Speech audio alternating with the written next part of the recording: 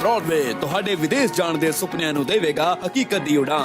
नमस्कार दोस्तों, मैं अमरशीद ब्रॉडवे इमिग्रेशन सर्विसेज से। कनाडा को लेके इम्पॉर्टेंट अपडेट मैं आपको देने वाला हूँ। आईआरसीसी को अब नए राइट्स दिए गए हैं वीज़ा या आपके ट्रैवल डॉक्यूमेंट को कैंसिल करने के। ये 12 फरवरी को ये रूल्स जो हैं अप्लाई हो रहे हैं।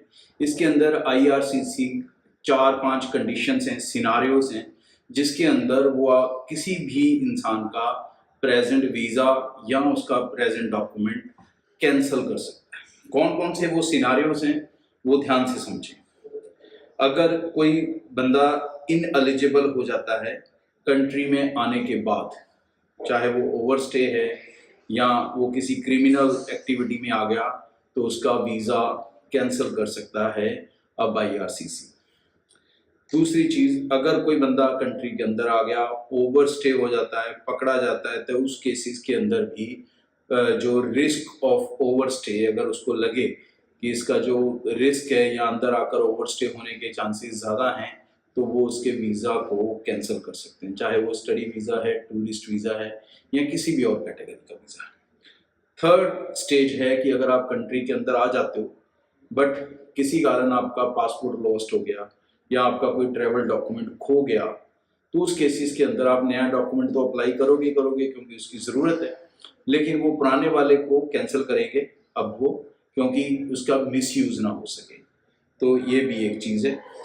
चौथा है change in status. When someone becomes a permanent resident, तो चेंज इन स्टेटस भी अब वो कैंसिल कर सकते हैं। जैसे कई लोग वर्क परमिट पे होते हैं, बाद में पीआर ले लेते हैं, तो उनका जो स्टेटस वर्क परमिट वाला था उसके एक्सपायर होने से पहले कई बार वो पीआर के लिए एलिजिबल हो जाते हैं। तो अगर पहले हो जाते हैं तो ऐसे केसेस के अंदर वो उस स्टेटस को कैंसिल कर सकेंगे।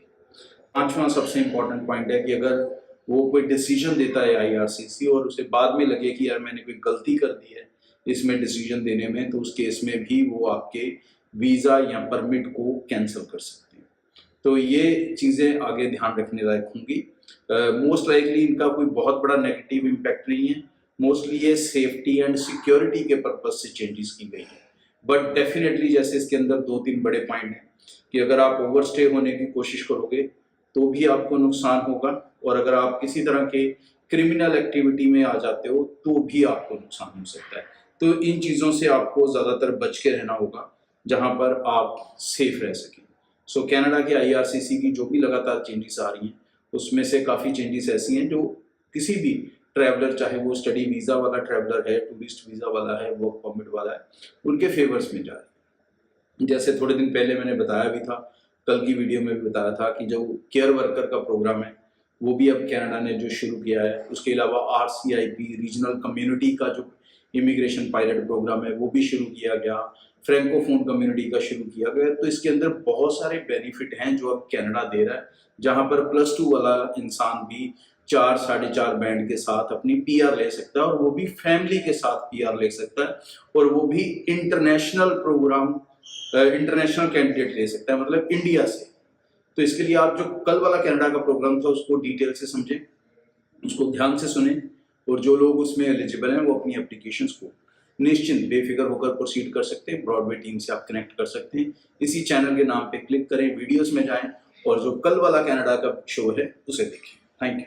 ब्रॉडवे ਤੁਹਾਡੇ ਵਿਦੇਸ਼ ਜਾਣ ਦੇ ਸੁਪਨਿਆਂ ਨੂੰ ਦੇਵੇਗਾ ਹਕੀਕਤ ਦੀ ਉਡਾਨ।